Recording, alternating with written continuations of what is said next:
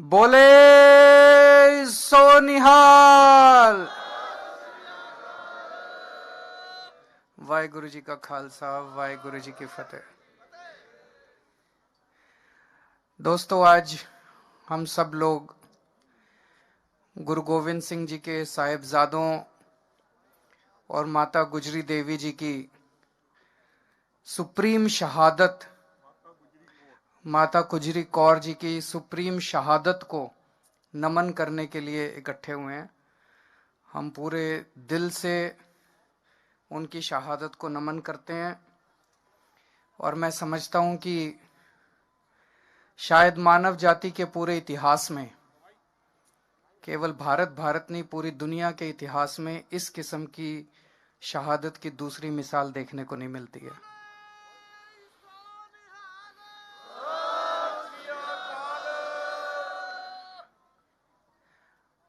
आज हमारे देश के किसान दिल्ली के बॉर्डर पे यहां पे आए हुए हैं। देश का किसान आज बहुत दुखी है। देश के किसान पे मुसीबत आई हुई है। इस टाइम हम लोगों को भी कितनी सर्दी लग रही है। एक जैकेट पहन रखी है, एक स्वेटर पहन रखा है, अंदर इनर पहन रखा है, मफलर पहन रखा है। आप सोचो, रात को जब इतनी ठंड हो जाती है,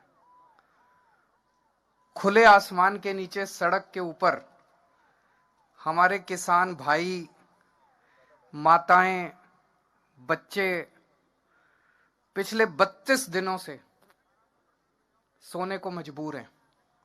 आखिर क्यों? सोच सोच के भी दिल कांप उठता है। 40 से ज्यादा लोगों की शहादत हो चुकी है यहां पे। आज इस मंच के जरिए, इतने पवित्र स्थान पे, इतने पवित्र मौके पे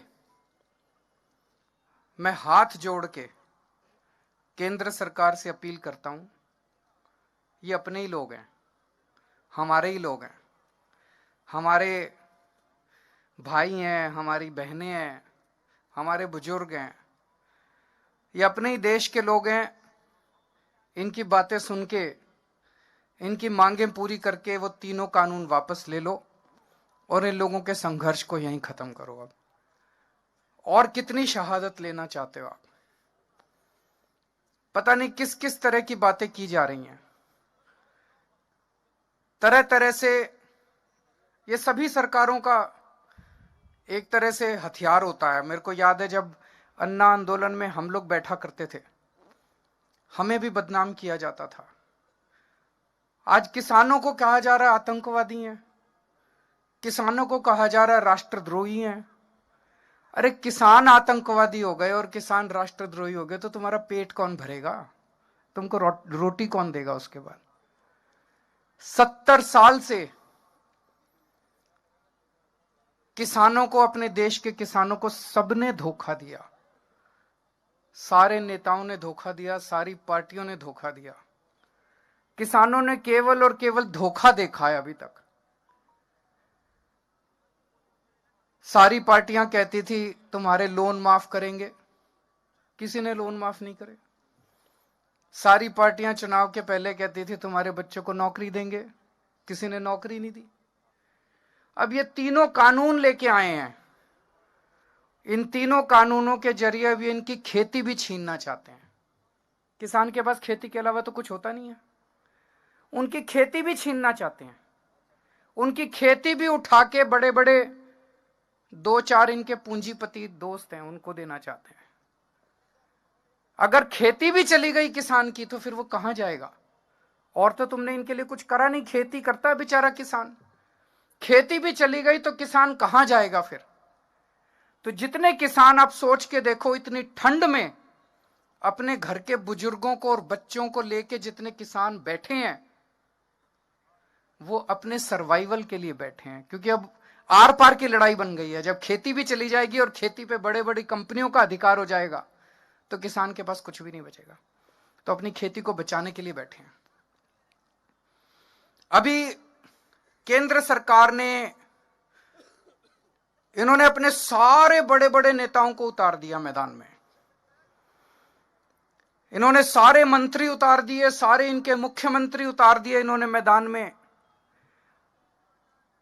आके भाषण दे रहे हैं, इस कानून से किसानों का फायदा है, इसके कारण मैंने इनके सारे भाषण सुने। अभी तक मेरे को एक भी नेता इनका नहीं मिला जो इस कानून का एक भी किसानों को क्या फायदा होगा ये बता सके। आप भी सुन लेना गूगल पे जाके, यूट्यूब पे जाके। जितने ये बड़े बड़े नेता आते हैं सारे क्या कहते हैं? कहते हैं जी हम बताएंगे क्या फायदा होगा। बताओ जी। कहते हैं इससे आपकी जमीन नहीं जाएगी। तो ये कोई फायदा हुआ? जमीन तो है ही आज हमारे पास। इससे आपकी एमएसपी नहीं जाएगी। तो ये कोई फायदा हुआ? इससे आपकी मंडी नहीं जाएगी। ये कोई फायदा हुआ? तो फिर कानून क्यों लाए हो? कानून फाड़ के फेंक दो। आज भी नहीं गई, कानून फाड़ के फेंक। तो इनको कोई फायदा नहीं बता रहे, वो कह रहे कोई नुकसान नहीं होगा, किसानों का कोई नुकसान नहीं होगा। तो फायदा किसका होगा? फायदा उनका होगा। यह साफ जाहिर है कि किसानों का कोई फायदा नहीं है। फिर एक फायदा बताते हैं ये। क्या फायदा? कहते हैं अब किसान मंडी के बाहर पूरे देश में कहीं भी अपनी फसल बेच सकता है। बताओ जी कहां बेचें? मैंने पूछा इनसे, मैंने कहा अभी बिहार में मंडी नहीं है, 800 रुपए क्विंटल बिक रहा है वहां पे फसल। तो आप यही बता दो, 1850 एमएसपी है, 1850 से ज्यादा दाम पूरे देश में कहां बिक रहा है जहां हमारा बिहार और उत्तर प्रदेश का किसान जाके बेच ले? कोई जगह बता दो। मंडी के बाहर तो आधा दाम मिल रहा है, मंडी के बाहर तो 50% दाम भी नहीं मिल रहा।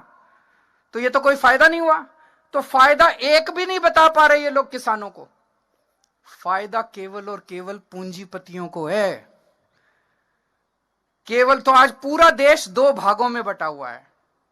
एक वो लोग हैं, कुछ लोग हैं जो उन पूंजीपतियों को फायदा पहुंचाना चाहते हैं करोड़ों किसानों का नुकसान करके। एक वो लोग हैं जो किसानों के साथ खड़े हैं, और 4-5 पूंजीपतियों को नुकसान हो जाए तो क्या फर्क पड़ता है? अगर करोड़ों किसानों का फायदा हो रहा है तो उसके साथ खड़ा है देश। एक ही आरोप लगा रहे हैं किसानों को गुमराह किया जा रहा है। मैं आज यहां से चैलेंज करता हूं, मैं चैलेंज करता हूं केंद्र सरकार अपने सबसे बड़े, जिसको भी इसका पता है वो आ जाए, और हमारे किसानों के नेता आ जाएं और पब्लिक में डिबेट कर लें दोनों को, किसको ज्यादा जानकारी है। कहते हैं किसानों को जानकारी नहीं है, किसान बता देंगे।